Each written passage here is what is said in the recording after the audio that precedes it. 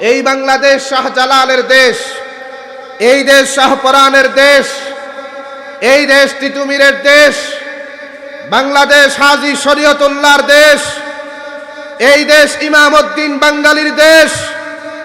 আজকে পরিষ্কার ভাষায় ঘোষণা করছি, মুসলমান কান খুলে শুনে রাখেন, যতদিন পর্যন্ত এই বাংলাদেশে একজন খাঁটি ইমানদার আমার আল্লাহকে বিশ্বাস করে, আমার নবীকে বিশ্বাস করে, এরকম একজন ইমানদার বেঁচে থাকবে, যতদিন পর্যন্ত এই বাংলাদেশে আল্লাহর নবীকে মুহাব্বত করে, রাসূলকে ভালোবাসে একজন সাচ্চা আশিক রাসূল বেঁচে থাকবে, যতদিন পর্যন্ত এই বাংলাদেশে একজন আলেমে দ্বীন আল্লাহর নবীর খাঁটি উত্তরসূরি যতদিন পর্যন্ত বেঁচে থাকবে, ততদিন পর্যন্ত যারাই আল্লাহর নবীর শানে বেয়াদবি করে, আল্লাহর নবীর শানে যারাই গোস্তাখি করে, আল্লাহর নবীকে নিয়ে যারাই ব্যঙ্গচিত্র প্রদর্শন করে, এদেশের জনগণ আমরা তাদেরকে ঘৃণা করি, করতেই থাকবো কিয়ামত পর্যন্ত, তাদেরকে ঘৃণা করতেই থাকবো। রে কিনা জোরে কর।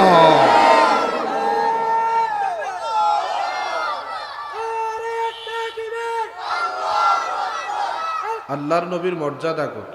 সাহাবী আনাস ইবনে মালিক রাদিয়াল্লাহু তাআলা আনহু উনি বলেন, আমি রাস্তা দিয়ে যাচ্ছিলাম, যাওয়ার সময় কয়েকজন ইহুদি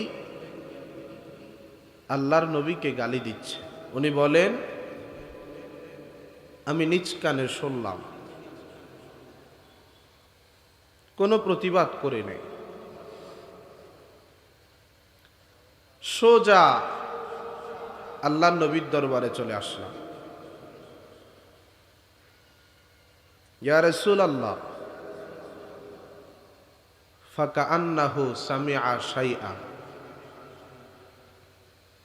হুজুর, ওই যে আসার পথে ইহুদিরা আপনাকে গালি দিচ্ছে, আমি নিজ কানে শুনলাম। এ কথা বলার সাথে সাথে ফাকামা আলাল মিম্বার, আল্লাহর নবী মিম্বারের উপর দাঁড়াইছেন। সাহাবাই কেরামদেরকে প্রশ্ন করতেছেন আমার সাহাবীরা, আচ্ছা বলো তো দেখি, মান আনা, আমি কে, আমার পরিচয়টা একটু বল।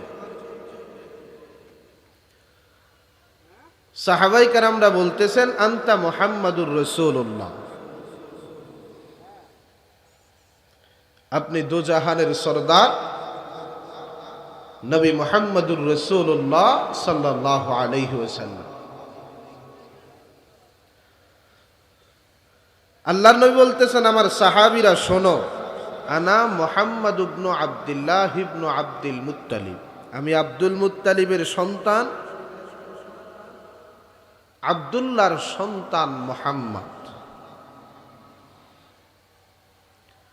ইন্নাল্লাহ তাআলা খালাকাল খালকা, আল্লাহ গোটা সৃষ্ট জগতের মধ্যে যা কিছু তৈরি করেছেন, রাসূল বলেন, ফাজআলানি ফি খাইরিহিম, সবচাইতে শ্রেষ্ঠ আর সবচাইতে উত্তম আল্লাহ আমাকেই তৈরি করেছেন। সুবহানাল্লাহ। সুম্মা জাআলাহুম ফিরকাতাইন, গোটা দুনিয়ার সমস্ত মানব তৈরি করে এই মানব জাতিকে আল্লাহ দুই ভাগে ভাগ করেছেন। কয় ভাগ? দুই ভাগ। এক ভাগ আরবি আর এক ভাগ আজমি। রাসূল বলেন, শোনো, ফাজআলানি ফি খাইরিহিম ফিরকা, সবচাইতে শ্রেষ্ঠ ভাগ, সবচাইতে উত্তম ভাগ তথা আরবীদের মাঝেই আল্লাহ আমাকে দুনিয়াতে পাঠিয়েছেন। সুম্মা জাআলাহুম কাবায়লা, এরপরে প্রত্যেকটা ভাগকে আল্লাহ পাক বিভিন্ন গোত্রে গোত্রে ভাগ করেছে। রাসূল বলেন, শোনো, ফাজআলানি ফি খাইরিহিম কাবিলা, সবচাইতে শ্রেষ্ঠ গোত্র, সবচাইতে উত্তম গোত্র তথা কেনানার গোত্রেই আল্লাহ আমাকে দুনিয়াতে পাঠিয়েছেন। সুবহানাল্লাহ। সুম্মা জাআলাহুম বুয়ুতা, এরপরে প্রত্যেকটা গোত্রকে আল্লাহ পাক বিভিন্ন ঘরে ঘরে ভাগ করেছেন। রাসূল বলতেছেন, উম্মত শোনো, ফাজআলানি ফি খাইরিহিম বাইতা, সবচাইতে শ্রেষ্ঠ গড়, সবচাইতে উত্তম গড় তথা বনু হাশেমের গড়েই আল্লাহ আমাকে দুনিয়াতে পাঠিয়েছেন। কাজেই ফাআনা খাইরুহুম বাইতা ওয়া খাইরুহুম নাফসা, ব্যক্তিগত দিক থেকে আর পারিবারিক দিক থেকে দুনিয়ার সমস্ত মানুষের সেরা আমি, দুনিয়ার সমস্ত মানুষের ঊর্ধ্বে মর্যাদা আমার। এক কথায় আনা আকরামুল আউয়ালিনা ওয়াল আখিরিনা ওয়ালা ফখরা। শুরু শেষ আল্লাহ পাক যা কিছু তৈরি করেছেন, যাকে যত বড় সম্মান দান করেছেন, যাকে যত বড় মর্যাদা দান করেছেন, সবচাইতে বড় সম্মান, সবচাইতে বড় মর্যাদা আল্লাহ আমাকে দান করেছেন।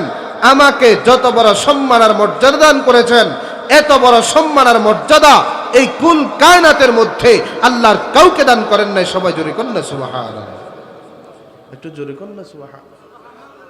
আল্লাহর নবীর মর্যাদা। রাসূল বলেন, ইন্নী ইনদাল্লাহি মাকতুবুন খাতামুন নাবিয়্যিন ওয়া ইন্না আদামা লামুন জাদিলুন ফি তিনাতিহি। আল্লাহর নবী বলেন, শোনো, আমি তখনও আল্লাহর দফতরে খাতামুন নাবিয়্যিন হিসাবে লিপিবদ্ধ ছিলাম যখন আদম আলাইহিস সালাতু ওয়াস সালাম মাটির খামিরায় ছিলেন। সুবহানাল্লাহ, বুঝেন নাই মনে হয়? আদম যখন মাটির খামিরা, আমি তখনও নই। ওয়াসাউখবিরুহুম বিআউয়ালি আমরি দাওয়াতু ইব্রাহিম আলাইহিস সালাতু ওয়াস সালাম ওয়া বাশারাতু ঈসা আলাইহিস সালাতু ওয়াস সালাম। রাসূল বলেন, আমার নবুয়তের সর্বপ্রথম প্রকাশ পেয়েছিল ইব্রাহিম আলাইহিস সালাতু ওয়াস সালামের দাওয়াত এবং হযরতে ঈসা আলাইহিস সালাতু ওয়াস সালামের ভবিষ্যৎবাণীর মাধ্যমে। ওয়া রুইয়া, ওই স্বপ্ন, আল্লাতী রাআত হিনা ওয়াদাআতনি ওয়া কাদ খারাজা লাহা নূরুন আদাআ লাহা মিনহু কুসুরুশ শাম। যেই স্বপ্ন আমার মা প্রসবকালে প্রত্যক্ষ করেছিলেন যে উনার সামনে একটা নূর, একটা আলো উদ্ভাসিত হয়েছিল, ওই আলোর জ্যোতি তেজ এতটাই বেশি ছিল, আমেনা বলেন আমি মক্কা থেকে সিরিয়ার রাজপ্রাসাদ পর্যন্ত দেখতে পেয়েছি। সবাই জোরে করেন না সুবহানাল্লাহ। আল্লাহর নবীর মর্যাদা। আপনাদের কষ্ট হচ্ছে? রাসূল বলেন, মা মিনাল আম্বিয়া মিন নাবিয়্যিন ইল্লা কাদ উতিয়া মিন আয়াতিল্লাহি আযজা ওয়া জাল্লা। আল্লাহ দুনিয়াতে যত আম্বিয়া কেরাম পাঠিয়েছেন, যত নবী রাসূল পাঠিয়েছেন, সবাইকে এক একটা মুজিজা দিয়াই আল্লাহ দুনিয়াতে পাঠিয়েছেন। ঠিক না? একটু জোরে কথা কন না। কিছুগুলা মানুষ আওয়াজ করলে অনেক আওয়াজ হবে। দুপুরে খানা খাইছেন আপনারা? একটু জোরে কন না, ঠিক না?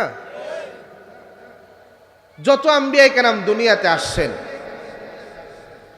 সবাইকে এক একটা মুজিজা দিয়াই আল্লাহ দুনিয়াতে পাঠাইছেন। কেন? আমানা আলাইহিল বাশার, যাতে করে মানুষরা তাদের উপর ঈমান আনতে পারে। আল্লাহর নবীকে উম্মত শোনো, ওয়া ইন্নামা কানাল্লাযী উতীতু ওয়াহইয়া।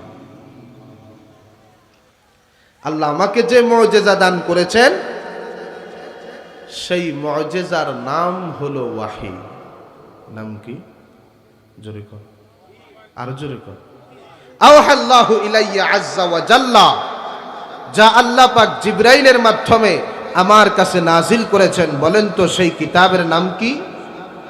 কুরআন। জোরে কর, সেই কিতাবের নাম কি? আরো জোরে কর না। আওহাল্লাহু ইলাইয়া আযজা ওয়া জাল্লা, যা আল্লাহ পাক জিবরাইলের মাধ্যমে আমার কাছে নাজিল করেছেন। বলেন তো আগেকার যুগে যত আম্বিয়া কেরাম দুনিয়াতে আসছেন, নবীরা যতদিন দুনিয়াতে ছিল তাদের শরীয়ত ছিল, দুনিয়া থেকে চলে গেছেন তাদের শরীয়ত শেষ, মুআজিজাও শেষ। ঠিক না? আমার আপনার নবী দুনিয়াতে আসছেন, রসুল যতদিন দুনিয়াতে ছিল রসুলের মুআজিজা কোরআন ছিল। আল্লাহর নবী দুনিয়া থেকে চলে গেছেন, রসুলের মুআজিজা কোরআন আছে। কিয়ামত পর্যন্ত আল্লাহর নবী থাকবেন না। বলেন তো আল্লাহর নবীর পবিত্র মুআজিজা কোরআন থাকবে কি থাকবে না? আরো জোরে কোন। এজন্য রসুল বলতেছেন ফারজু আন নাকুনা আকতারহুম তাবিআন ইয়াউমাল কিয়ামা। এজন্য আমি আশাবাদী কিয়ামতের মাঠে আমার অনুসারীদের সংখ্যা সর্বাধিক বেশি হবে। সবাই জোরে কোন না সুবহানাল্লাহ। বলেন তো এই নবীর মুহাব্বত ভালোবাসা বুকে লালন করার দরকার আছে না নাই? আরো জোরে কোন না, আছে না নাই? ও মুসলমান, আজকে এই নবীকে নিয়ে ইহুদি খ্রিস্টান আল্লাহর নবীর ইজ্জতের শানে আঘাত করবে, মনকে বুঝানো যায় যে তাদের অন্তরে তো ঈমান নাই। ঠিক না? কিন্তু মুসলমানের ঘরের সন্তান মুসলমান যখন আল্লাহর নবীর পবিত্র ইজ্জতের উপর কালেমা লেপন করে তখন আর মনকে বুঝানো যায়?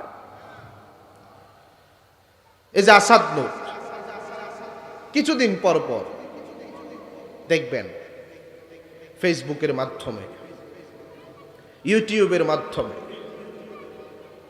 আল্লাহর নবীর শানে এমন জঘন্য ভাষায় কটূক্তি করে, এমন জঘন্য ভাষা গালিগালাজ করে যা কোনোদিন একজন প্রকৃত মুসলমানের জবানে উচ্চারণ করা সম্ভব। ও মুসলমান, শাতেমে রসুলের শাস্তি কি? আমরা করি কি? আপনারা জানেন কিছুদিন আগে বাংলাদেশে একটা বড় দাজ্জাল এসেছিল। দাজ্জাল, আমি নাম বলবো না, গুজরাটের কসাই নামে খ্যাত, মুসলমানদের রক্ত পিপাসু দাজ্জাল এসেছে। এদেশের উলামায়ে কেরামরা বলেছিল যার হাতে মুসলমানদের রক্ত লেগে আছে, যে মুসলমানদের রক্ত চুষে খা, যার হাত মুসলমানদের রক্তে রঞ্জিত, তার গলায় আমরা ফুলের মালা দিয়া বরণ করব, তা কোনোদিন হতে পারে না। ঠিক কিনা জোরে বল। এদেশের উলামায়ে কেরামরা বলেছিল আর যদি তোমাদের এতই মন চায় যে তাকে ফুলের মালা দিয়া বরণ করে নিবা, তো ঠিক আছে, আমাদেরকে আমাদের শহীদি ভাই যারা আছে আমাদেরকেও তাদের সাথে মিলিত হওয়ার সুযোগ করে দাও। ও মুসলমান, আপনারা জানেন সে বাংলাদেশে আসলো লাল গালিচায় অভ্যর্থনা নিয়ে, ফুলের মালা নিয়ে, এই দেশ থেকে বিদায় হয়ে আবার তার দেশে চলে গেল। আমরা মুসলমান তার গলায় ফুলের মালা দিয়া বরণ করলাম। আপনার আশ্চর্য হবে, এই কিছুদিন আগে এর চাইতেও বড় দাজ্জাল বাংলাদেশে এসেছিল। ঠিক না? এর অপরাধ শুধুমাত্র মুসলমানদের রক্ত খাওয়া না, যে আফ্রিকার কালো কালো মুসলমানদের রক্ত চুষে খাইছে তাই না, তাদের খাদ্য আত্মসাৎ করে নিজের অর্থনীতি মজবুত করছে তাই না, বরং তার দেশের পত্রিকাগুলি শার্লি আবদোর মতো পত্রিকা আল্লাহর নবীর শানে জঘন্য ভাষায় বেয়াদবি করেছিল, আল্লাহর নবীর কার্টুন চাপিয়েছিল, আল্লাহর নবীর শানে ব্যঙ্গচিত্র প্রদর্শন করেছিল। আর সেই সকলের নেতা হয়ে, রাষ্ট্রপ্রধান হয়ে, কলমের স্বাধীনতার নামে, বাক স্বাধীনতার নামে প্রকাশ্য বাক্যে তা সাপোর্ট করেছিল, সমর্থন করেছিল সেই বড় দাজ্জাল কিছুদিন আগে বাংলাদেশে এসেছিল, ঠিক কিনা জোরে কন? আপনাদের কষ্ট হচ্ছে? একটু জোরে কথা কন, ঠিক না বে ঠিক? সে বাংলাদেশে আসছে। ওই মিয়া, আমরা জানি গায়কের বাসায় গায়ক যা, ঠিক না? গায়কের বাসায় গায়ক যায় গান শুনতে। পৃথিবীর মধ্যে যতগুলা সুপার পাওয়ার দেশ আছে, এর মধ্যে একটা দেশ হলো ফ্রান্স। এই ফ্রান্সের রাষ্ট্রপ্রধান ইমানুয়েল ম্যাক্রো বাংলাদেশে আসছে। ওই যে রাহুল আনন্দ, এদেশের জনগণ তার নাম জানে না, গায়ক হিসাবে এদেশের জনগণ তাকে কেউ চেনে না। ইমানুয়েল ম্যাক্রো সুপার পাওয়ার একটা দেশের রাষ্ট্রপ্রধান, বাংলাদেশে সেই রাহুল আনন্দের ঘরে কেন? কোনোদিন চিন্তা করছেন? করেন না, আমরা জানিও না। একটা তথ্য প্রকাশিত হয়েছে, সত্যতা কতটুকু জানি না। তারা নাকি 2008 সালে একটা নাটক বের করেছিল, নাটক, একটা সিনেমা বের করেছিল, যেই নাটকের মধ্যে আল্লাহর নবীর শানে বেয়াদবি ছিল, রসুলের শানে গোস্তাখি ছিল। ওই যে ফ্রান্সের গোস্তাখে রসুল ইমানুয়েল ম্যাক্রো বাংলাদেশের গোস্তাখে রসুল কোথায় আছে খুঁজে তালাশ করে তার সাথে সাক্ষাৎ করতে যায়, দেখা করতে যায়। ওই যে সাতেমে রসুল আর সাতেমে রসুল, গোস্তাখে রসুল আর গোস্তাখে রসুল চোরে চোরে খালাতো ভাই, ঠিক কিনা জোরে কম? তাদের কষ্ট হচ্ছে? ইমানের জজবা কি একেবারে কমে গেছে নাকি? একটু জোরে কর না, ঠিক না বেঠে? সম্মানিত হাজিরিন, আমাদের কথা স্পষ্ট। এই যে বাংলাদেশে আসছে, সেই থেকে নিয়ে আজ পর্যন্ত 2 থেকে 2.5 বছর হয়ে গেছে। বলেন তো, এই 2.5 বছর সময়ের মধ্যে ইমানুয়েল ম্যাক্রো মুসলিম সম্প্রদায়ের কাছে একটু ক্ষমা চাইছে? জোরে কন, মুখ খুলে কন, আরো জোরে কন ভাই, এই আওয়াজে হবে না, আরো জোরে কন। একটু ক্ষমা চাইছে? একটু মার্জনা কামনা করছে? একটু সরি বলছে? বলে নাই। আরে ভাই, তওবা করলে তওবা কবুল হবে কিনা তা তো পরের কথা। তওবাই তো করে নাই, সে তো ক্ষমাই তো চায় নাই। তাহলে বুঝা গেল আজ পর্যন্ত সেই তার কাজের উপর অটল আছে। যেই তার কাজের মধ্যে আজ পর্যন্ত অটল আছে, তার নাম আজ পর্যন্ত সাতেমে রসুলের খাতায়, গোস্তাখে রসুলের খাতায় আজ পর্যন্ত লিপিবদ্ধ আছে, ঠিক কিনা জোরে কন? আজ পর্যন্ত লিপিবদ্ধ আছে। আপনি কিতাব পড়ে দেখেন, আগেকার যুগের ঘটনাগুলি দেখেন, পর্যালোচনা করে দেখবেন, আসল সত্যতা এতটুক পাবেন যে সাতেমে রসুল যারা আছে, গোস্তাখে রসুল যারা আছে, তাদেরকে সহজে ছেড়ে দেওয়ার কোনো সুযোগ, জোরে কন্যা, আছে? ও মুসলমান, আমাদের কথা স্পষ্ট। এই বাংলাদেশে যদি কোনো রাষ্ট্রপ্রধান অথবা মেহমান আসে, তাকে বাধা দেওয়ার ক্ষমতা আমাদের নাই, ঠিক না ঠিক? কিন্তু একটা কথা স্মরণ রাখতে হবে, তুমি মেহমান হয়ে আসো আর যাই হয়ে আসো না কেন, অতিথি হয়ে আসো আর যাই হয়ে আসো না কেন, এদেশের জনগণ তোমাকে ঘৃণা ভরে বর্জন করেছে, ঠিক কিনা জোরে কও? শুধু তাই নয়, তোমাকে যারা আমন্ত্রণ নিমন্ত্রণ জানিয়ে এই বাংলাদেশে এনেছে, তাদেরকেও ঘৃণা করে, ঠিক কিনা জোরে কও? ও মুসলমান, আমাদের কথা স্পষ্ট। আল্লাহর নবীর শানে বেয়াদবি করবে, রসুলের শানে গুস্তাখি করবে, আর মনে করবা তোমাদের এই সমস্ত কার্যক্রম এদেশের জনগণ মেনে নিবে, তা কোনোদিন হতে পারে? আর জোরে কোন হতে পারে? আমাদের কথা স্পষ্ট। আমরা স্পষ্ট ভাষায় বলতে চাই, এই বাংলাদেশ শতকরা 92% মুসলমানের দেশ, ঠিক কিনা জোরে কোন? আর জোরে কোন? এই বাংলাদেশ শাহজালালের দেশ, এই দেশ শাহপরানের দেশ, এই দেশ তিতুমিরের দেশ, বাংলাদেশ হাজী শরীয়তুল্লাহর দেশ, এই দেশ ইমামউদ্দিন বাঙ্গালীর দেশ। আজকে পরিষ্কার ভাষায় ঘোষণা করছি, মুসলমান কান খুলে শুনে রাখেন, যতদিন পর্যন্ত এই বাংলাদেশে একজন খাঁটি ইমানদার আমার আল্লাহকে বিশ্বাস করে, আমার নবীকে বিশ্বাস করে, এরকম একজন ইমানদার বেঁচে থাকবে, যতদিন পর্যন্ত এই বাংলাদেশে আল্লাহর নবীকে মুহাব্বত করে, রাসূলকে ভালোবাসে, একজন সাচ্চা আশিক রাসূল বেঁচে থাকবে যতদিন পর্যন্ত এই বাংলাদেশে একজন আলেমে দ্বীন আল্লাহ নবীর খাঁটি উত্তরসূরি যতদিন পর্যন্ত বেঁচে থাকবে, ততদিন পর্যন্ত যারাই আল্লাহ নবীর শানে বেয়াদবি করে, আল্লাহ নবীর শানে যারাই গোস্তাখি করে, আল্লাহ নবীকে নিয়ে যারাই ব্যঙ্গচিত্র প্রদর্শন করে, এদেশের জনগণ আমরা তাদেরকে ঘৃণা করি, করতেই থাকবো কিয়ামত পর্যন্ত, তাদেরকে ঘৃণা করতেই থাকবো। রে কিনা জোরে কর।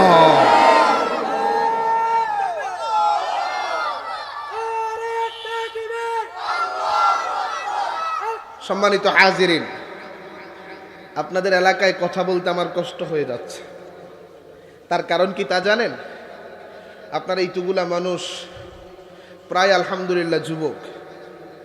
রসুল কয় জানা নসির তো বিশ্ববাব, আমি যুবকের মাধ্যমে বেশি সাহায্য পেয়েছি, সমর্থন পেয়েছি। যুবকের রক্ত তাজা আছে। ওই মিয়া সত্য পথে, ইসলামের পথে সাক্ষ্য দিতে আপনাদের ভয় হয় নাকি? আরো জোরে কর না। আপনাদের ভয় আছে? একটু জোরে কর না, ভয় আছে? তো কথা বলতে অসুবিধা কোথায়? কথা বলতে পারবেন তো ইনশাআল্লাহ? আরো জোরে কর না ভাই, কথা বলতে পারবেন তো ইনশাআল্লাহ? আমার পেছনের বাইরা তো আজকে ওয়াদা করছে, দুনিয়া যেদিকে যাক আমি কথা বলতে পারবো না। কথা বলতে পারবেন তো ইনশাআল্লাহ? আরো জোরে কর না ভাই। ওই মিয়া যে কথা বলতে চাচ্ছি, তারা কয় যে আমরা আল্লাহর নবীকে ভালোবাসি। তো ঠিক আছে, আমরাও তো নবীকে ভালোবাসি, ঠিক না? কয় যে আল্লাহর নবীর আদর্শ বাস্তবায়িত হলে সমাজে শান্তি ফিরে আসবে। আসলে তো কথা বাস্তব, কথা বলেন না কেন? বলেন তো, আল্লাহর নবীর আদর্শের মধ্যে যে শান্তি আছে, দুনিয়ার কোন মতাদর্শের মধ্যে এমন শান্তি আছে? আর জোরে কোন আছে? দুনিয়ার কোন মতাদর্শের মধ্যে এমন শান্তি? তো আপনারা তো চিল্লান কেন? অনেকে বলে আমরা উগ্রবাদী, আবার অনেকে বলে জঙ্গিবাদী, আবার অনেকে বলে সাম্প্রদায়িক। এক একজনে এক একটা বলতেই থাকে। মুসলমান ভালো করে শোনেন, আজকে পরিষ্কার ভাষায় বলে যাচ্ছি, শোনেন, আমরা উগ্রবাদী নয়, আমরা মুসলমান সন্ত্রাসী নয়, আমরা মুসলমান জঙ্গিবাদী নয়। অমুসলমান এদেশে যত ধর্মের মানুষ বসবাস করে সবাই শান্তিতে আছে, সবাই শান্তিতে বসবাস করবে, এটাই আমরা চাই। তার কারণ আমরা সাম্প্রদায়িক নয়। মুসলমান তাকিয়ে দেখেন, আজ পর্যন্ত এমন কোন নজির দেখাতে পারবেন না এদেশের একটা মুসলমান আরেকটা ধর্মের কিতাবকে নিয়ে কটূক্তি করেছে। আজ পর্যন্ত কোনো প্রমাণ দেখাতে পারবেন না এদেশের একজন মুসলমান আরেকটা ধর্মের নবীকে নিয়ে কটূক্তি করেছে। আজ পর্যন্ত কেউ দেখাতে পারবেন না এদেশের একজন মুসলমান আরেকটা ধর্মের নবীকে নিয়ে, কিতাবকে নিয়ে ব্যঙ্গচিত্র প্রদর্শন করেছে। এমন কোন নথি বা প্রমাণ কেউ দেখাতে পারবেন না। তার কারণ আমরা সন্ত্রাসী নয়, আমরা সাম্প্রদায়িক নয়, আমরা জঙ্গিবাদী নয়। মুসলমান এদেশে যত ধর্মের মানুষ বসবাস করে সবাই শান্তিতে আছে, কিয়ামত পর্যন্ত তারা শান্তিতে থাকবে, এটাই আমরা চাই। আর অপর দিকে তাকিয়ে দেখেন, তারা যখনই সুযোগ পায় আল্লাহ নবীর ইজ্জতের উপর আঘাত করে, তারা যখনই সুযোগ পায় আল্লাহ নবীর সম্মানের উপর আঘাত করে, তারা যখনই সুযোগ পায় আল্লাহ নবীকে নিয়ে কটূক্তি করে, তারা যখনই সুযোগ পায় আল্লাহ নবীকে নিয়ে ব্যঙ্গচিত্র প্রদর্শন করে।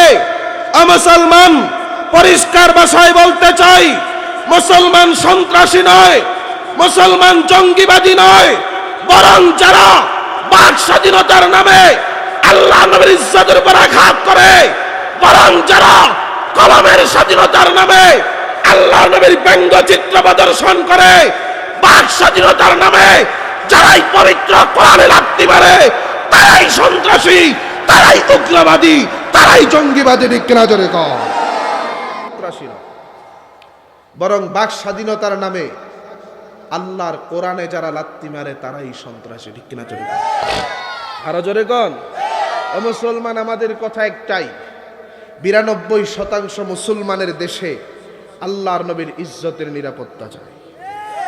জোরে কন, আরো জোরে কন। কারা কারা চান দুই হাত দেখান তো, লম্বা করে হাত উঠান।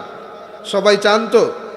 আমাকে আপনারা বলেন, এই 92% মুসলমানের দেশে যদি আল্লাহর নবীর ইজ্জতের নিরাপত্তা না থাকে, কোথায় থাকবে? ভারতে?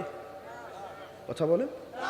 ওই যে আমেরিকা, হ্যাঁ, রাশিয়া, ফ্রান্সে আল্লাহর নবীর ইজ্জতের নিরাপত্তা চাই, ঠিক কিনা? জোরে কর।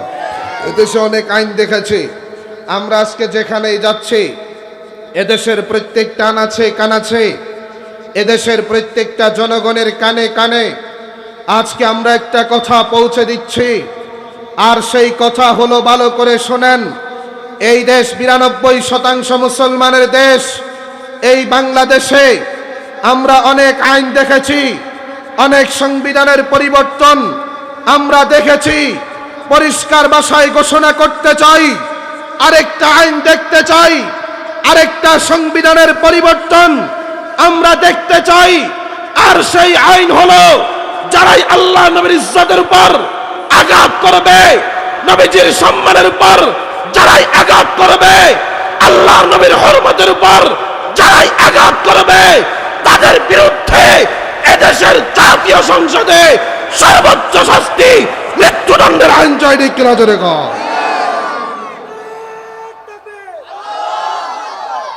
কি বলেন, রাজি আছেন ইনশাআল্লাহ? আমার দাবির সাথে আপনারা সবাই একমত? জোরে কর না, সবাই একমত? কারা কারা একমত দুই হাত দেখান তো। আল্লাহ সকল ভাইকে কবুল করেন, সকলে বলেন আমিন। আমরা চাই আল্লাহর নবীর শানে যারাই বেয়াদবি করবে, রসুলের শানে যারাই গুস্তাখি করবে, তাদের বিরুদ্ধে সর্বোচ্চ শাস্তি একটাই, ফাঁসিতে ঝুলিয়ে মৃত্যুদণ্ড কার্যকর করতে হবে, ঠিক কিনা? জোরে। ওই মিয়া, আজকে তাকিয়ে দেখেন, এই যে বললাম আসাদ নূরের কথা, ফেসবুকের মাধ্যমে, ইউটিউবের মাধ্যমে, টুইটারের মাধ্যমে সে ভিডিও ছাড়ে, আল্লাহর নবীর শানে এমন জঘন্য ভাষায় কথা বলে, যা কোনোদিন মুসলমান তার জবানে উচ্চারণ করতে পারবে? জোরে কন্যা পারবে? এজন্য আমরা, আমাদের দাবি একটাই, আমরা বলি যে দাউদ হায়দার কোথায় আছে তাকে ধরে নিয়ে আসেন, সর্বোচ্চ শাস্তি নিশ্চিত করেন, ঠিক কিনা? জোরে করেন। দু একজন নাস্তিকের ধরে যদি শাস্তি কার্যকর করা যায়, পরের দিন আরেকজন নাস্তিক আল্লাহর নবীর শানে বেয়াদবি করতে আর সুযোগ পাবে? জোরে কন্যা পাবে? ও মুসলমান, দাউদ হায়দার যখন বের হয়েছিল, এদেশের আকাশ বাতাস প্রকম্পিত করে এদেশের জনগণ তারা প্রতিবাদ করেছিল। যেই দাউদ হায়দারের বিচার আপনারা করেন, যদি আজকে দাউদ হায়দারের বিচার করা হতো, তাহলে সালমান রুশদি নামে কোনো কুলাঙ্গার এই বাংলার জমিনে দেখা যেত না। যদি সালমান রুশদির বিচার করা হতো, তাহলে কবি শামসুর রহমান নামে কোনো কুলাঙ্গার এই বাংলার জমিনে দেখা যেত না। যদি কবি শামসুর রহমানের বিচার করা হতো, তাহলে কবির চৌধুরী নামে কোনো নাস্তিক এই বাংলার জমিনে দেখা যেত না। যদি কবির চৌধুরীর বিচার করা হতো, তসলিমার মতো বেশ্যা এই বাংলার জমিনে জন্মগ্রহণ করত না। যদি তসলিমার বিচার করা হতো, তাহলে ফরিদা রহমানের মতো কোন কুলাঙ্গার এই বাংলার জমিনে দেখা যেত না। যদি ফরিদা রহমানের বিচার করা হতো, মুনতাসির মামুন দেখা যেত না। যদি মুনতাসির মামুনের বিচার করা হতো, তাহলে এইচ ইমরান সরকার, আমির রহমান, আল্লামা শয়তান, আরিফুর রহমান টোটল, ইব্রাহিম খলিল, আসিফ মহিউদ্দিন, কুলাঙ্গার লতিফ সিদ্দিকী, ওই যে তিতু রায়, বিলাস চন্দ্র পাল, আসাদ নূর নামে কোন কুলাঙ্গার এই বাংলার জমিনে দেখা যেত না। এটাকে বলা হচ্ছে only one dose complete powerful disease. একজন নাস্তিককে ওপেন খোলাভাবে ফাঁসিতে ঝুলিয়ে যদি মৃত্যুদণ্ড কার্যকর করা হতো, তাহলে শত শত নাস্তিক এই বাংলার জমিনে দেখা যেত না। আমাদের কথা স্পষ্ট, নাস্তিকের বিচার আপনারা করবেন। যদি না করেন, এদেশের 16 কোটি তাওহীদি জনতা তারা একতাবদ্ধ হয়ে রাজপথে তারা ঝাঁপিয়ে পড়বে। যদি জীবনের প্রয়োজন হয় তারা জীবন দেবে, রক্তের প্রয়োজন হলে তারা রক্ত দেবে। জীবন আর রক্তের বিনিময়ে এদেশের প্রত্যেকটা জনগণ নাস্তিকের বেঈমানদের বিচার তারা করেই ছাড়বে, করেই ছাড়বে, করেই ছাড়বে। ঠিক কিনা জোরে কও। কি বলেন? আমার দাবির সাথে আমরা সবাই একমত না ইনশাআল্লাহ? কারা কারা রাজি আছেন? দুই হাত দেখান তো। আল্লাহ আমার সকল ভাইকে কবুল করেন, সকলে বলেন আমিন। আরো জোরে কন না আমিন। আমি আজকে তাকিয়ে দেখেন মানবতার কি অবস্থা। মানুষ হসপিটালে যায় কেন? কথা বলেন না কেন? হসপিটালে যায় মানুষ সুস্থ হওয়ার জন্য, ঠিক না? তাকিয়ে দেখেন ফিলিস্তিনের মধ্যে কি যে অবস্থা। মানুষ জান বাঁচাবার জন্য যায় হসপিটালে। আল কুদুস সবচেয়ে বড় হসপিটাল যেটা আছে, বোমা মেরে একসাথে প্রায় 1000 অসুস্থ নারী পুরুষ মুজাহিদদেরকে তারা হত্যা করেছে। গোটা দুনিয়া তাকিয়ে আছে, গোটা দুনিয়া। এই যে দেখেন মুসলমান যারা, তারা শুধু কথার বলি ফুটা, ঠিক না? ইসরায়েলকে সবাই সহযোগিতা করতেছে। আমেরিকা, ন্যাটো, সমস্ত কাফের শক্তি মুসলমানদের বিরুদ্ধে এক, ঠিক না? তারা সাহায্য করতেছে, অস্ত্র দিয়ে, সৈন্য দিয়ে, সব দিকে তারা সাহায্য করতেছে। আর মুসলমান যারা আছে তারা শুধু বুলি ফুটা। এই যে তাকিয়ে দেখেন কত, বলেন না? অনেক না? হ্যাঁ, 57টা দেশ আছে মুসলিম দেশ, 22টা দেশ আছে আরবিতে কথা বলে। এই 22টা দেশের রাষ্ট্রপ্রধান তারা যদি একসাথে ডাক দেয়, একসাথে কথা বলে, একসাথে প্রতিবাদ করে, ওই যে ইসরায়েলের যে আশা তারা জেরুজালেমকে রাজধানী করবে, আমার তো মনে হয় ওই দিন বেশি দূরে নয়। যদি আমরা শক্তিশালী পদক্ষেপ গ্রহণ করতে পারি, জেরুজালেম ইসরায়েলের রাজধানী হওয়া তো দূরের কথা, ইহুদিবাদী ইসরায়েলের কবরস্থানে পরিণত হবে। ঠিক কিনা জোরে কর, জোরে কর না? ঠিক না বে ঠিক? আমাদেরকে সাহস যোগাতে হবে, আমাদেরকে মনোবল মজবুত করতে হবে। ওই মিয়া কিছু করতে পারি আর না পারি, কমাস কম আজকে থেকে ওয়াদা করেন, আল্লাহ যতদিন বাছাই রাখে, যতদিন চোখের সামনে দেখবেন, 2 রাকাত নামাজ পড়ে অথবা দোয়া করার সময় চোখের পানি ছেড়ে আল্লাহর কাছে দোয়া করবেন, আল্লাহ গো ওই যে বাইতুল মুকাদ্দাসকে আপনি কুদরতি হাতে হেফাজত করেন। জোরে কন না আমিন। ফিলিস্তিনের মুসলিম মুসলমানদেরকে আপনি হেফাজত করেন। জোরে কন আমিন। এই দোয়া করতে পারবেন না ইনশাআল্লাহ? জোরে কন না, পারবেন না ইনশাআল্লাহ? বাইতুল মুকাদ্দাস রক্ষা করা এটা কি শুধু ফিলিস্তিনের মুসলমানদের দায়িত্ব, না গোটা দুনিয়ার সমস্ত মুসলমানের দায়িত্ব?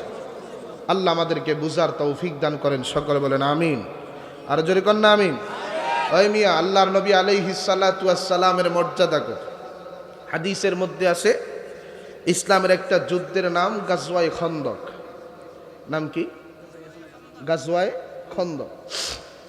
খন্দক মানে পরীক্ষা, খন্দক মানে গর্ত। সাহাবায়ে কেরাম 1000, কয় হাজার? 1000। দীর্ঘ 6 কিলোমিটার লম্বা, অনেক চওড়া একটা খাল খনন করেছিলেন, খাল, যাতে করে কোনো অবস্থা কাফেররা মদিনায় হামলা করতে না পারে। সে যুদ্ধের সময়ের ঘটনা শোনেন। সাহাবাই কারামরা বলতেছেন, ইন্না নাহরিফু ইয়াউমাল খন্দক। ওই খন্দকের যুদ্ধে আমরা যখন পরিখা খনন করতেছিলাম, গর্ত খনন করতেছিলাম, হঠাৎ করে দেখলাম যে ফারাদাত কুদিয়াতুন শাদীদা, বিশাল বড় একটা পাথরের চাটান, একটা পাথরের টুকরা ওই গর্তের মধ্যে পড়ে গেল। সাহাবাই কারামরা বলতেছেন, আমরা 1000 কোদাল দিয়ে চেষ্টা করলাম, শাবল দিয়ে চেষ্টা করলাম, না কোনো অবস্থায় পাথরটা লড়াচড়াও করতে পারি নাই, পাথরটা ভাঙতেও পারি নাই। এখন আমরা পেরেশান হয়ে গেলাম, আমরা চিন্তিত হয়ে গেলাম, না জানি আমরা প্রতিপক্ষ কাফেরদের হামলা থেকে বাঁচতে পারবো না। এখন আমরা কি করব? সোজা আল্লাহর নবী আলাইহিস সালাতু ওয়াস সালামের দরবারে আসলাম। ইয়া রাসূলুল্লাহ, দেখেন না, হাজিহি কুদিয়াতুন শাদীদা, বিশাল বড় একটা পাথরের চাটান ওই গর্তের মধ্যে পড়ে গেছে। এতটাই চেষ্টা করলাম, না কোনো অবস্থায় পাথরটা লড়াচড়াও করতে পারি নাই, পাথরটা ভাঙতেও পারি নাই। এখন আমরা কি করব রাসূল, আপনি নিজেই বলেন। আল্লাহর নবী আলাইহিস সালাতু ওয়াস সালাম বলতেছেন, আমার সাহাবীরা শোনো, চিন্তার কোনো কারণ নাই, পেরেশান হওয়ার কোনো দরকার নাই। শোনো, ওই পাথর, যেই পাথর তোমরা 1000 সাহাবায়ে কারাম হাজারো চেষ্টা করার পরেও কোনো অবস্থায় লড়াচড়া করতে পারো নাই, সেই পাথরটা ভাঙার জন্যে আমি নবী মুহাম্মদ একাই সেই গর্ত অবতরণ করব। সুবহানাল্লাহ। আরো জোরে কন্যা সুবহানাল্লাহ। এই কথা বলে আল্লাহর নবী আলাইহিস সালাতু ওয়াস সালাম নিজের কোমরের মধ্যে গামছাটা বাঁধলেন এবং নিজের জামা মোবারক উপরে উঠিয়ে কোমরের মধ্যে বাঁধবেন। সাহাবায়ে কেরামরা বলতেছেন, আমরা সবাই তাকিয়ে থাকলাম আর দেখলাম ওয়াবাতনুহু মাসুবুন বিহাজার, আল্লাহর নবীর পবিত্র পেটের মধ্যে পাথর বাঁধা অবস্থায় মুসলমান ক্ষুধার তাড়না আর যন্ত্রণা সহ্য করতে না পেরে আল্লাহর নবী নিজের মোবারক পেটের মধ্যে পাথর বেঁধেছিলেন। সাহাবায়ে কেরামরা বলতেছেন, আওয়ালা বিসনা সালাসাতা ইয়ামিন, আমরাও সেখানে 3 দিন পর্যন্ত অবস্থান করেছিলাম। কিন্তু দুঃখের বিষয় হলো, এই 3 দিন পর্যন্ত সময়ের মধ্যে আমরাও লা নাজুকু জাওয়াকান, আমরাও একেবারে কিচ্ছু খাইতে পাই নাই। ক্ষুধার তাড়না যন্ত্রণা সহ্য করতে না পেরে আমরাও পেটের মধ্যে পাথর বাঁধা অবস্থায় ছিলাম। মুসলমান দেখা গেল কোন সাহাবী ক্ষুধার তাড়না যন্ত্রণা সহ্য করতে না পেরে পেটের মধ্যে একটা পাথর বেঁধেছিল, আবার দেখা গেল কেউ 2টা পাথর বেঁধেছিল, আবার দেখা গেল কেউ 3টা পাথর বেঁধেছিল, আবার দেখা গেল কেউ 4টা 5টা পাথর পর্যন্ত বেঁধেছিল। সাহাবায়ে কেরাম সবাই ক্ষুধার্ত, সবার পেটের মধ্যে পাথর বাঁধা অবস্থায় তারা বলতেছেন, আমরা সবাই তাকিয়ে থাকলাম, দেখলাম যে আল্লাহর নবীও ক্ষুধার্ত অবস্থায়, আল্লাহর নবীর পেটের মধ্যেও পাথর বাঁধা অবস্থায়। আল্লাহর নবী কি করলেন, ফাআখাযাল মিআওয়ালা, একটা হাতের মধ্যে কোদাল নিলেন, কোদাল হাতে নিয়ে আল্লাহর নবী সেই গর্তের মধ্যে অবতরণ করলেন। সেই গর্ত অবতরণ করে ফাদারাবা ফাআদা কাসিবান ফাআহইয়াল, আল্লাহর নবী নিজের মোবারক হাতে, পবিত্র হাতে কোদাল হাতে নিয়ে বিসমিল্লাহ বলে ওই পাথর উপর একটা আঘাত করলেন। আঘাত করার সঙ্গে সঙ্গে সাহাবায়ে কেরামরা বলতেছেন, ওই পাথর, যেই পাথর 1000 সাহাবায়ে কেরামরা আমরা হাজারো চেষ্টা করার পরেও কোন অবস্থায় লড়াচড়া করতে পারি নাই, আমরা সচক্ষে তাকিয়ে থাকলাম আর দেখলাম আল্লাহর নবী মোবারক হাতে কোদাল দিয়ে আঘাত করার সাথে সাথে মুহূর্তের মধ্যে পাথরটা ভেঙে চুরমার হয়ে মুহূর্তের মধ্যে পাথরটা বালিকণায় পরিণত হয়ে গেছে। সবাই জোরে কন্যা সুবহানাল্লাহ। হাদিসের মধ্যে আছে, হযরত জাবের রাদিয়াল্লাহু তাআলা আনহু বলতেছেন, এই দৃশ্য দেখে আমি আমার চোখের পানি ধরে রাখতে পারি নাই, কারণ আল্লাহর নবীর পবিত্র পেটের মধ্যে পাথর বাঁধা অবস্থায় উনি বলতেছেন, আমি কি করব দিশে পাচ্ছি না।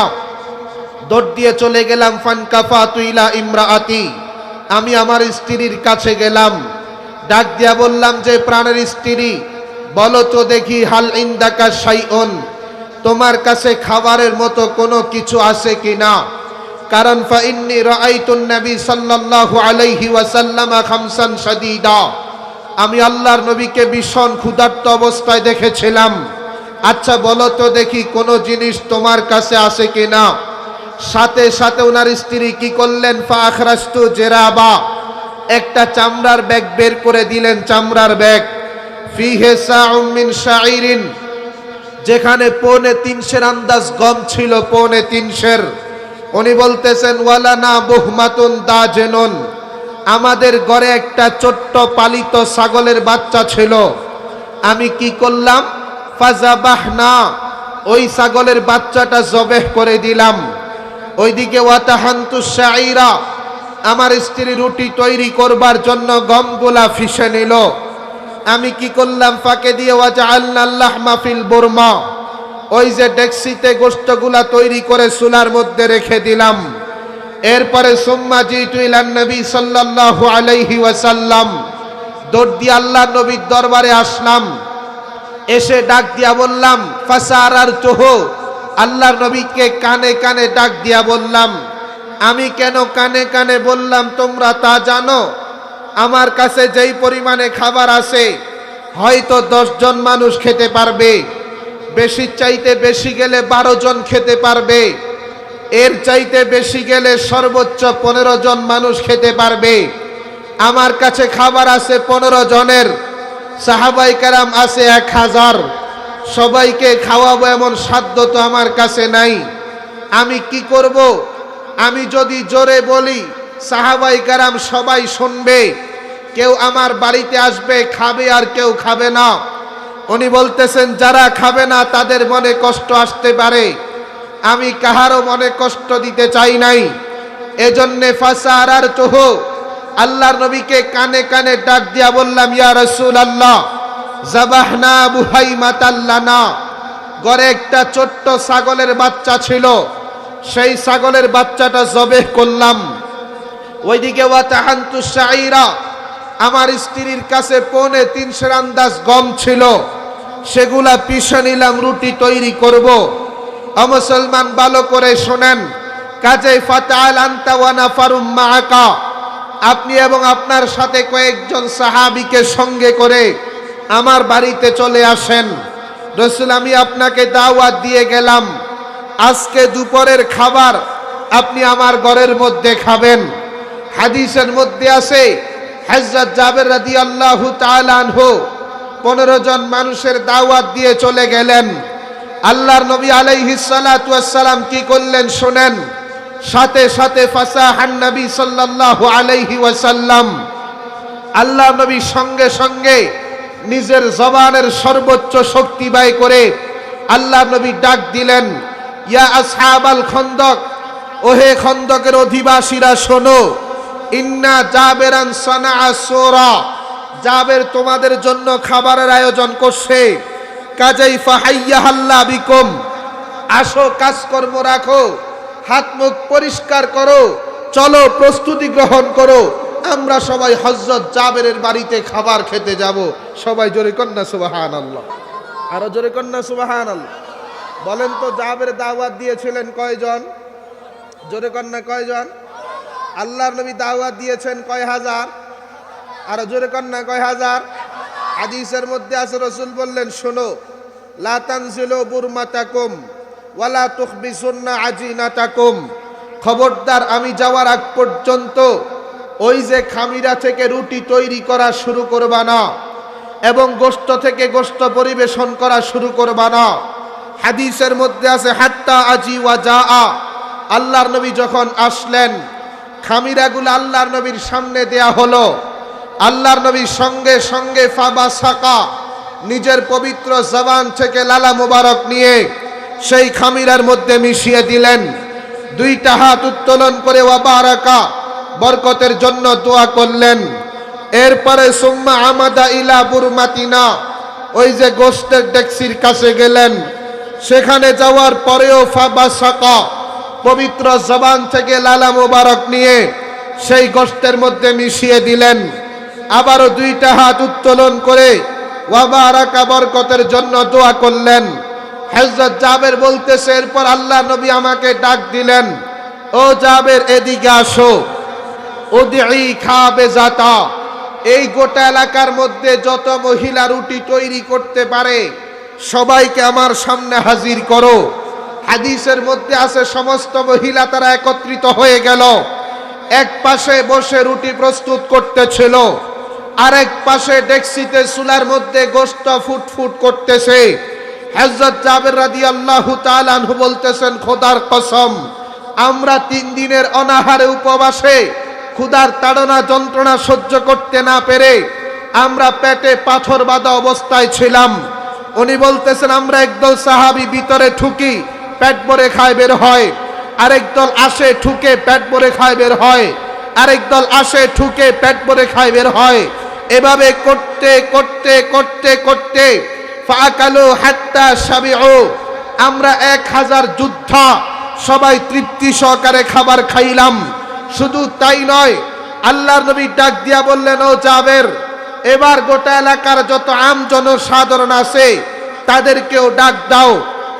হাদিসে আছে এলাকার আম জনসাধারণ তাদেরকেও ডাক দেয়া হলো, তারাও তৃপ্তি সহকারে খাবার খাইলো। যেই সমস্ত মহিলারা রুটি প্রস্তুত করতেছিল তারাও খাবার খাইছে। হাজার হাজার মানুষ খাবার খাওয়ার পরেও হযরত জাবের বলতেছেন, খোদার কসম, আমরা সচক্ষে তাকিয়ে থাকলাম আর দেখলাম আল্লাহর নবীর পবিত্র জবানের দোয়ার বরকতে দেখা গেল ওয়াফাদালাত ফাতলাতান, আর অতিরিক্ত খাবার থেকে গেছে। সবাই জোরে কন্না সুবহানাল্লাহ, আর জোরে কন্না সুবহানাল্লাহ। বলেন তো এই নবীর ভালোবাসা মোহাব্বত বুকে লালন করার দরকার আছে না নাই? আর জোরে কোন আছে না নাই? আল্লাহর নবী আলাইহিস সালাতু ওয়াস সালামের জমানায় বৃষ্টি নাই। কি নাই? কথা কন না। দীর্ঘ 1 বছর। কত বছর বলেন তো? 1 বছর যদি বৃষ্টি না হয়, ফসলাদি উৎপন্ন চালু না বন্ধ? তা 1 বছর যদি ফসলাদি উৎপন্ন বন্ধ হয়, দেশে দুর্ভিক্ষ শুরু হয়ে যায় না?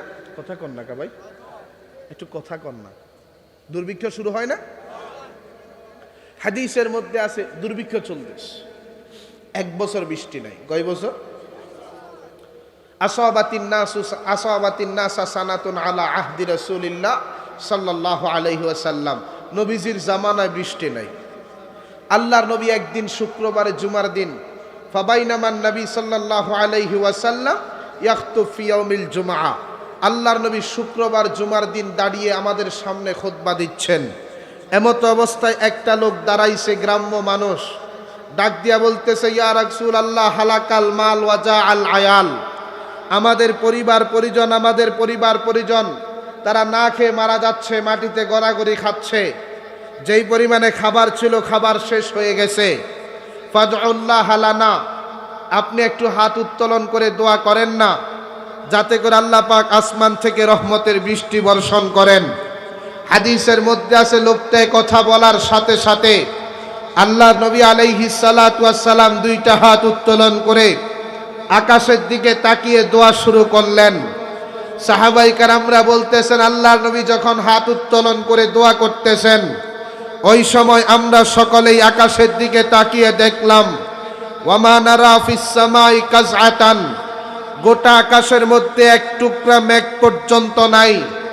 গোটা আকাশটা একেবারে স্বচ্ছ পরিষ্কার অবস্থায় ছিল। আকাশের মধ্যে কোনো মেঘ নাই, পরিষ্কার আকাশ। কিন্তু ওয়াল্লাযী নাফসি বিয়াদিহি হাত্তা সারুস সাহাবি আমসালাল জিবাল, সাহাবায়ে কেরামরা বলতেছেন, ওইদিকে আল্লাহর নবী যখন দোয়া শুরু করলেন, মুহূর্তের মধ্যে তাকিয়ে দেখলাম গোটা আকাশটা, মুহূর্তের মধ্যে চতুর্দিক থেকে মেঘ এসে, পাহাড়ের মতো মেঘ এসে গোটা আকাশটা মেঘে পরিপূর্ণ হয়ে গেছে। জোরে কন্না সুবহানাল্লাহ। আছে সাহাবায়ে কেরামরা বলতেছেন, ওয়ালাম ইয়ানজিল আন মিম্বারিহি, আল্লাহর নবী এখনো মিম্বার থেকে নামেন নাই, এখনো দোয়া শেষ করেন নাই, এখনো দোয়ার মধ্যেই আছেন। সাহাবায়ে কেরামরা বলতেছেন, হাত্তা রাআইতুল মাতারা ইয়াতাহাদারু আলা লিহিয়াতিহি, আমরা তাকিয়ে দেখলাম যে আল্লাহর নবী এখনো দোয়া শেষ করেন নাই। হাত উত্তোলন করার সাথে সাথে আকাশ থেকে বৃষ্টি বর্ষণ শুরু হয়ে গেছে। জোরে কন্না সুবহানাল্লাহ। সাহাবায়ে কেরামরা বলতেছেন, আমরা তাকিয়ে দেখলাম আল্লাহ নবীর দাড়ি মোবারক, পাগড়ি মোবারক পর্যন্ত ভিজে গেছে। সাহাবায়ে কেরামরা বলতেছেন, উম্মত শোনো, দীর্ঘ 1 বছর পর্যন্ত বৃষ্টি নাই। আল্লাহর নবীর পবিত্র জবানে দোয়া যখন শুরু করলেন, আল্লাহ পাক এই পরিমাণে বৃষ্টি দান করেছেন। ফামুতিরনা ইয়াউমানা যালিকা, ওই দিন গোটা দিন বৃষ্টি হইছে। ওয়ামিনাল বাদে, এর পরের দিনও বৃষ্টি হইছে। ওয়ামিনাল বাদিল গাদে, এর পরের দিনও বৃষ্টি হইছে। একেবারে হাত্তাল জুমআতাল উখরা, পরের জুমা পর্যন্ত টানা 1 সপ্তাহ লাগাতার বৃষ্টি হইছে। কিতাবের মধ্যে আছে গোটা মদিনায় ঢল নেমে গেছে। মানুষের বাড়িঘর পানির নিচে তলিয়ে যাচ্ছে। আল্লাহ নবী শুক্রবার দিন আবারও দাঁড়িয়ে খুতবা দিচ্ছেন। আবারও একটা লোক দাঁড়াইছে, ইয়া রাসূলুল্লাহ, তাহাদ্দামাল বিনা ওয়া গারিকাল মাল, দীর্ঘ 1 সপ্তাহ বৃষ্টি হওয়ার কারণে ঢল নেমে গেছে। আমাদের বাড়িঘর পানিতে তলিয়ে মাটির সাথে মিশে যাচ্ছে, আমাদের ধনসম্পদ যা বাকি আছে সব শেষ। আপনি আল্লাহর কাছে দোয়া করেন না, আমাদের আর বৃষ্টির দরকার নাই। হাদিসের মধ্যে আছে লোকটায় কথা বলার পরে আল্লাহর নবী আবারও দুইটা হাত উত্তোলন করলেন, আকাশের দিকে তাকিয়ে আল্লাহর নবী ডাক দিয়া বলতেছেন, আল্লাহ গো, আল্লাহুম্মা হাওয়ালাইনা ওয়ালা আলাইনা, আল্লাহ গো আমাদের আর বৃষ্টির দরকার নাই। ওই যে আমাদের দূরবর্তী এলাকায় যেখানে বৃষ্টির প্রয়োজন আপনি সেখানে বৃষ্টি বর্ষণ করেন। এই দোয়াটা বলে ফামা ইউশিরু ইলা নাহিয়াতিম মিনাস সাহাবাতে ইল্লান ফাজারাত, আল্লাহর নবী শাহাদাত আঙ্গুলের মাধ্যমে আকাশের দিকে ইশারা করলেন। ইশারা করার সাথে সাথে সাহাবায়ে কেরামরা বলতেছেন দীর্ঘ এক সপ্তাহ বৃষ্টি হয়েছে।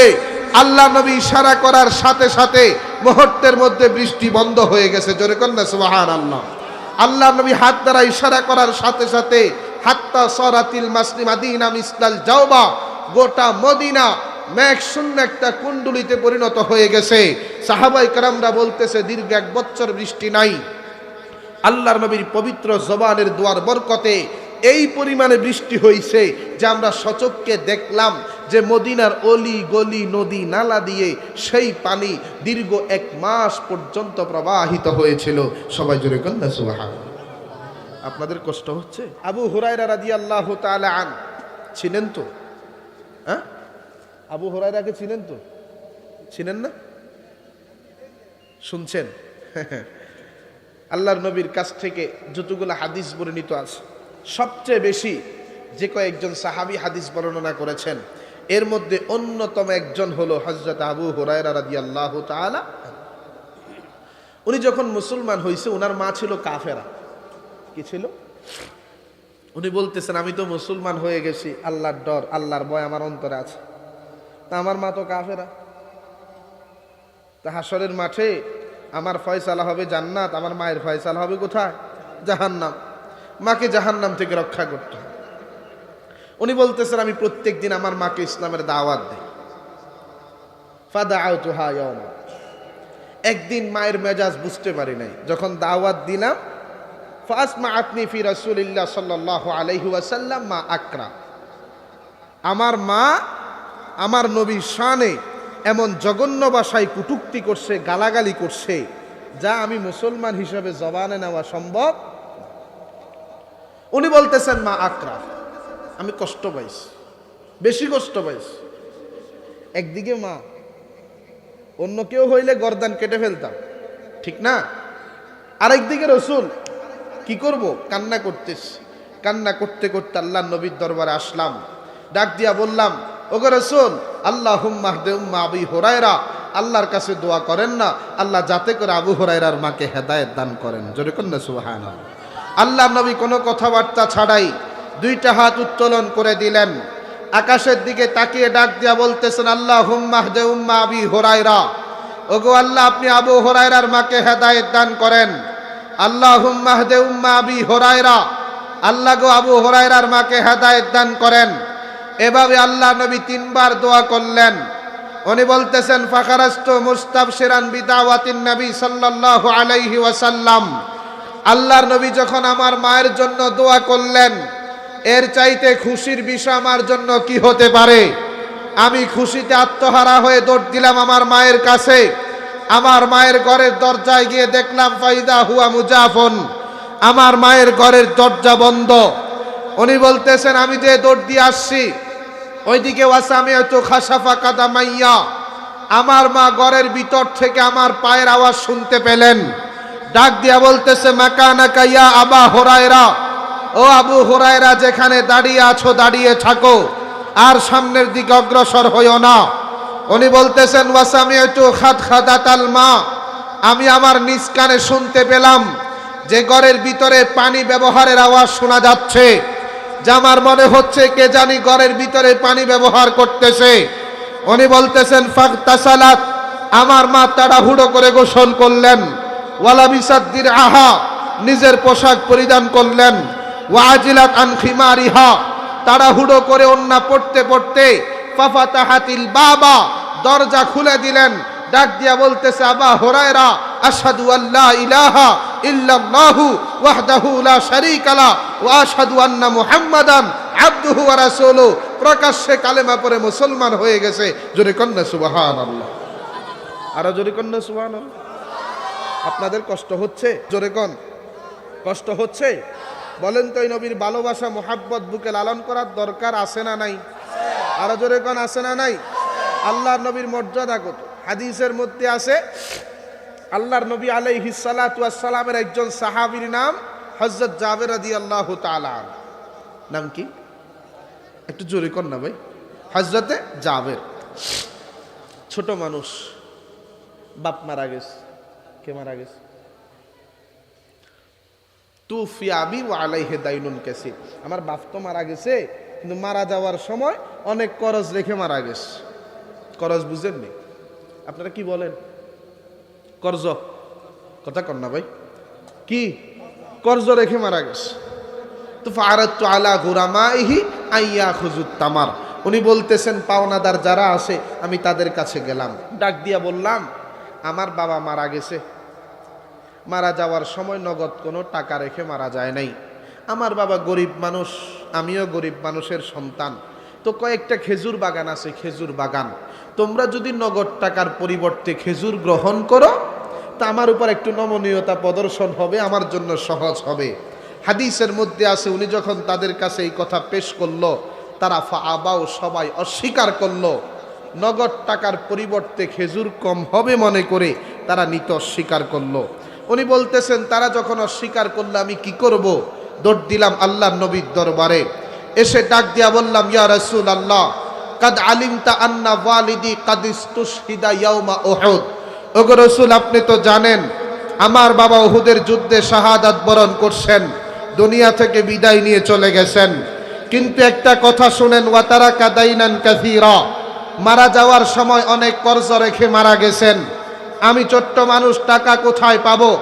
কর্জ পরিশোধ করার ক্ষমতা আমার কাছে নাই।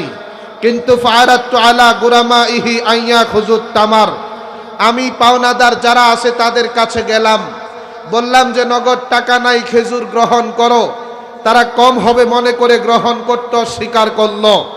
এখন আমি কি করব? আপনার দরবারে আসলাম। ওয়া ইন্নী উহিব্বু আন ইয়ারাকাল গুরামা, আমি চাই আমার বাবার পাওনাদাররা যখন একত্রিত হবে, পাওনা পরিশোধ করার সময় আপনি সেখানে উপস্থিত থাকবেন। আপনি যদি উপস্থিত থাকেন, তারা খেজুর হিসাবে পাওনাও গ্রহণ করবে এবং আমার উপর নমনীয়তা প্রদর্শনও করবে। হাদিসের মধ্যে আছে, আল্লাহ নবী আলাইহিস সালাতু ওয়াস সালাম ডাক দিলেন, ও জাবের, ভালো করে শোনো, ফাবাইদির কুল্লা তামারিন আলা নাহিয়া, তোমার কাছে যত প্রকারের খেজুর আছে প্রত্যেক প্রকারের খেজুরকে আলাদা আলাদা স্তূপ করো। এরপরে আমার কাছে আসবা, আমি তোমার সাথে সেখানে যাব। হাদিসের মধ্যে আসনি বলতেছেন, ফাফাআলতু, আমি প্রত্যেক প্রকারের খেজুরকে আলাদা আলাদা স্তূপ করলাম। এরপরে আল্লাহ নবীর দরবারে আসলাম, ইয়া রাসূলুল্লাহ, চলেন আমার কাছে, আমার সাথে পাওনাদারদের কাছে চলেন। হাদিসের মধ্যে আছে, আল্লাহর নবীকে সঙ্গে করে নিয়ে আসলেন। আল্লাহর নবী আলাইহিস সালাতু ওয়াস সালাম যখন আসলেন, ওই যে পাওনাদার যারা, তারা যখন আল্লাহর নবীকে দেখতে পেলেন, তারা জাবের রাদিয়াল্লাহু তাআলা আনহুর উপর খেপে গেলেন।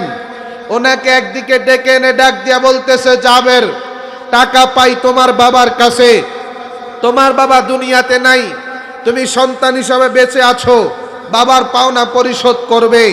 কিন্তু এখানে আল্লাহ নবীকে নিয়ে আসার কারণটা কোথায়? এখানে তো নবীকে নিয়ে আসার কোনো দরকার ছিল না, প্রয়োজন ছিল না। হাদিসের মধ্যে আছে, আল্লাহর নবী আলাইহিস সালাতু ওয়াস সালাম ফালাম্মা রাআ মা ইয়াসনাউন, তাদের যখন এই আচরণ দূর থেকে লক্ষ্য করলেন, আল্লাহ নবী সঙ্গে সঙ্গে কি করলেন শুনেন, তাফা হাওলা আদামিহা বাইদারান সালাসা মাররাত, একেবারে সবচাইতে বড় খেজুরের স্তূপ যেটা আছে, আল্লাহর নবী সেটার চতুর্পাশে 3টা চক্কর লাগাইলেন। এরপরে সুম্মা জালাসা আলাইহে, আল্লাহর নবী সেই খেজুরের স্তূপের উপর বসে গেলেন।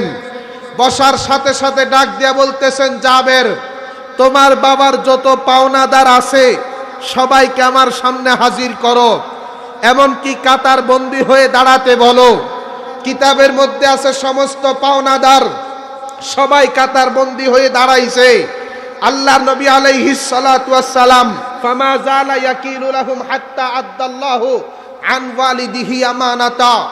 আল্লাহর নবী নিজের পবিত্র হাতে মেপে মেপে ওনার বাবার পাওনা পরিশোধ করতেছিলেন।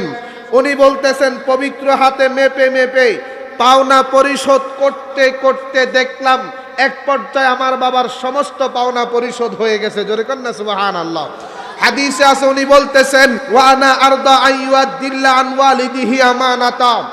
আমি এতেই সন্তুষ্ট ছিলাম যে আমার কাছে যেই পরিমাণে খেজুর আসে এই পরিমাণে খেজুরের মাধ্যমে কোন রকম আমার বাবার পাওনাটা পরিশোধ হয়ে যাক, এতেই আমি সন্তুষ্ট ছিলাম। ওয়ালাম আরজি ইলা ইখওয়াতি বিতামারাতিন, বাড়িতে আমার বোনেরা আছে, আমার পরিবার আছে, তাদের জন্য একটু খেজুর আমি বাড়িতে ফিরিয়ে না নেই, কোন রকম বাবার পাওনা পরিশোধ হলেই এতেই আমি সন্তুষ্ট। কিন্তু দেখলাম যে ফাসাল্লামাল্লাহুল বায়াদিরা কুল্লাহা, আল্লাহর নবীর পবিত্র হাতের বরকতে দেখা গেল সমস্ত পাওনা পরিশোধ হয়ে গেছে। পাওনা পরিশোধ হওয়ার পরে দেখা গেছে খেজুরের স্তূপগুলো আগের অবস্থায় থেকে গেছে। জোরে কন্যা সুবহানাল্লাহ, আর জোরে কন্যা সুবহানাল্লাহ।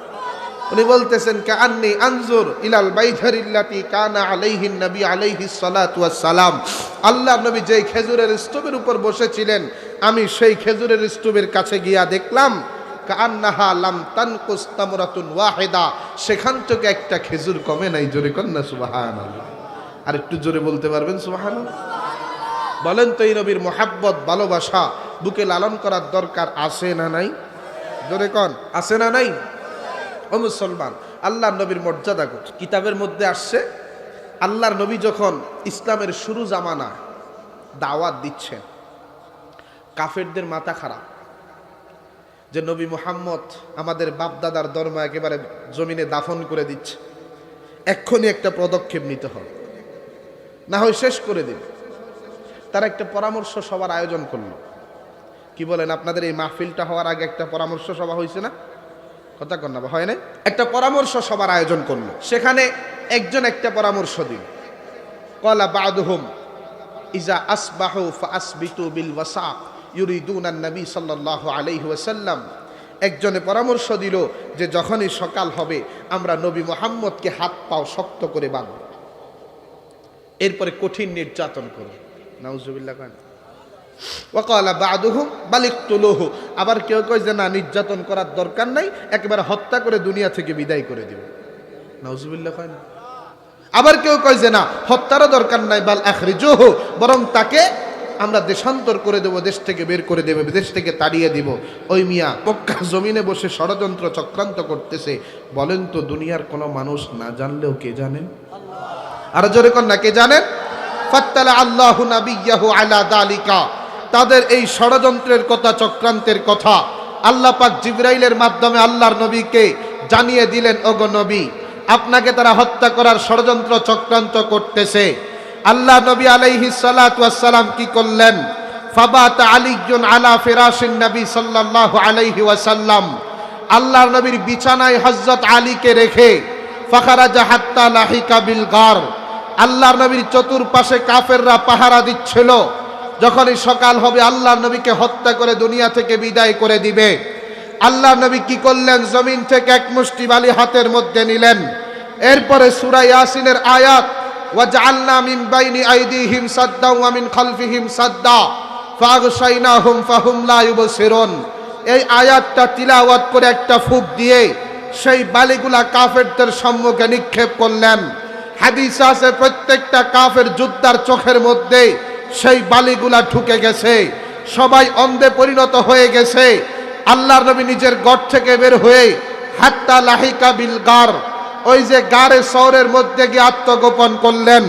ওইদিকে ওয়ায়াতাল মুশরিকুনা ইয়াহরুসুনা আলিয়ান ইয়াহসাবুনাহু নবী সাল্লাল্লাহু আলাইহি ওয়াসাল্লাম, হযরত আলী রাদিয়াল্লাহু তাআলা আনহুকে আল্লাহর নবী মনে করে তারা পাহারা দিচ্ছিল।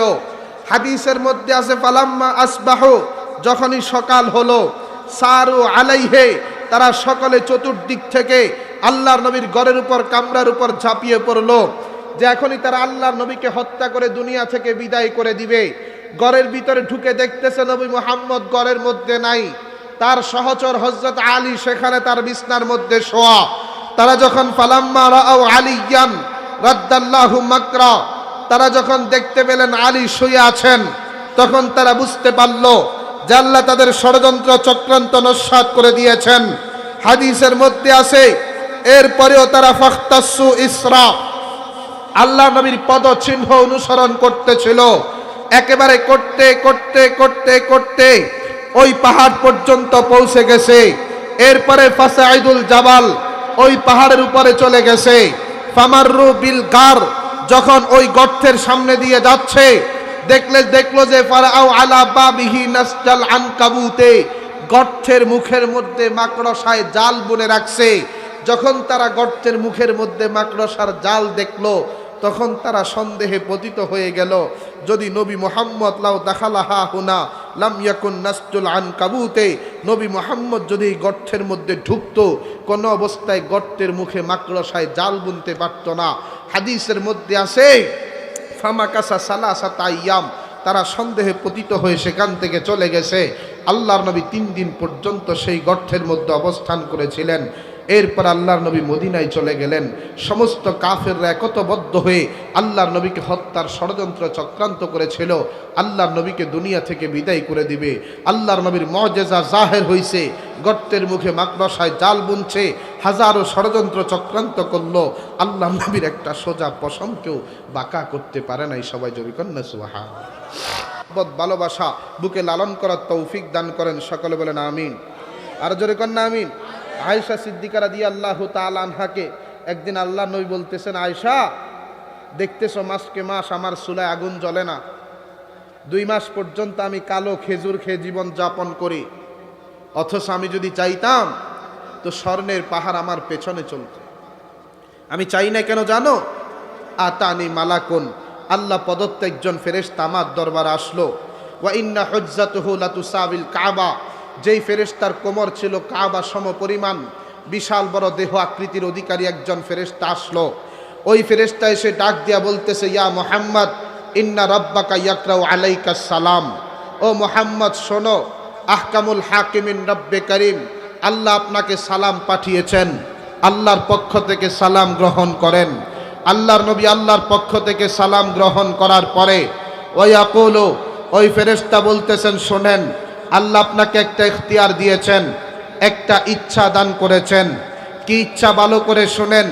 ইনশিতা নাবিয়্যান আবদা ওয়া ইনশিতা নাবিয়্যান মালিকা, ইচ্ছা করলে আপনি দুনিয়াতে আল্লাহ পাকের নবী আর গোটা দুনিয়ার রাজত্ব করে বাদশাহী করে নবী আর বাদশাহ হয়ে দুনিয়াতে বসবাস করতে পারেন। আর যদি ইচ্ছা করেন এই নশ্বর দুনিয়ার মধ্যে আল্লাহ পাকের নবী আর আল্লাহর সাধারণ একজন দাস আর গোলাম হয়ে দুনিয়ার মধ্যে বসবাস করতে পারেন। আল্লাহ আপনাকে ইখতিয়ার দিয়েছেন, ইচ্ছা দান করেছেন, কি বাদশার নবী হয়ে থাকবেন নাকি নবী আর গোলাম হয়ে দুনিয়াতে বসবাস করবেন। আল্লাহর নবী আলাইহিস সালাতু ওয়াস সালাম সঙ্গে সঙ্গে ওই ফেরেশতাকে ডাক দিয়া বললেন, ও ফেরেশতা, ভালো করে শোনো, আমার আল্লাহর কাছে সংবাদ পাঠিয়ে দাও, আমি নবী মুহাম্মদ এই দুনিয়ার মধ্যে গোটা দুনিয়ার বাদশাহী করে রাজত্ব করে বাদশার নবী হয়ে দুনিয়াতে বসবাস করতে চাই না, বরং এই নশ্বর দুনিয়ার মধ্যে আমি আল্লাহ পাকের একজন নবী আর আল্লাহর সাধারণ একজন দাস আর গোলাম হয়ে এই দুনিয়ার মধ্যে বসবাস করতে চাই। জোরে কন্যা সুবহানাল্লাহ। হাদিসের মধ্যে আছে, ক্বালাত আয়েশা সিদ্দিকা রাদিয়াল্লাহু তাআলা আনহা বাদা যালিকা লা ইয়াকুলু মুত্তাকিয়ান, আয়েশা সিদ্দিকা রাদিয়াল্লাহু তাআলা আনহা বলতেছেন, আল্লাহর নবী যেই দিন থেকে এই হাদিসটা আমাদেরকে বর্ণনা করেছেন, ওই দিন থেকে নিয়ে মৃত্যু পর্যন্ত আল্লাহর নবী হেলান দিয়ে পর্যন্ত খাবার খান নাই। কিভাবে খাবার খাইছেন? আকুলু কামা ইয়াকুলুল আবদু ওয়া ইয়ানআমু কামা ইয়ানআমুল আবদু ওয়া ইয়াজলিসু কামা ইয়াজলিসুল আবদু, একজন গোলাম যেভাবে তার মালিকের সামনে খাবার খেতে পারে, আল্লাহর নবী আল্লাহর সামনে ঠিক সেভাবেই খাবার খেতেন। একজন দাস যেভাবে তার মালিকের সামনে বসতে পারে, আল্লাহর নবী আল্লাহর সামনে ঠিক সেভাবেই বসতেন। একজন গোলাম যেভাবে তার মালিকের সামনে ঘুমাতে পারে, আল্লাহর নবী আল্লাহর সামনে ঠিক সেভাবেই ঘুমাতেন। ওয়ালাম ইয়ারা মুকাদ্দিমান রুকবাতাইহি বাইনা ইয়াদাই জালিসিল্লাহু, জীবনে কোনোদিন সামনে বসা মানুষদের সামনেও দুই পা ছড়িয়ে দিয়ে আল্লাহর নবী বসেন নাই, দুই পা ছড়িয়ে দিয়ে পর্যন্ত ঘুমান নাই। জোরে কন্যা সুবহানাল্লাহ। বলেন তো এই নবীর মহাব্বত ভালোবাসা বুকে লালন করার দরকার আছে না নাই? এই নবীর চরিত্রে চরিত্রবান হওয়ার দরকার আছে না নাই? বলেন তো আল্লাহর নবীর চরিত্রের চাইতে এত সুন্দর আখলাক আর চরিত্র দুনিয়ার কোনো মানুষের আছে? জোরে কন্যা আছে? কাজেই আমাদের সকলকে আল্লাহর নবীর মহাব্বত ভালোবাসা বুকে লালন করতে হবে, নবীজির আখলাক মতো নিজের জীবন যাপন করতে হবে। রাজি আছেন তো ইনশাআল্লাহ? জোরে কন্যা রাজি আছেন তো ইনশাআল্লাহ? কারা কারা পারবেন মৃত্যু পর্যন্ত নবীজির আদর্শকে আমার জীবনের মধ্যে বাস্তবায়ন করব, আল্লাহর নবীর সুন্নাহকে নিজের জীবনের মধ্যে বাস্তবায়ন করব, রাসূলের আখলাক আর চরিত্র অনুযায়ী আমার নিজের আখলাক আর চরিত্র গড়ব? কারা কারা রাজি আছেন দুই হাত দেখান তো। আল্লাহ আমার সকল ভাইকে কবুল করেন, সকলে বলেন আমিন। আল্লাহর নবীর মুহাব্বত ভালোবাসা বুকে লালন করার তৌফিক দান করেন, সকলে বলেন আমিন।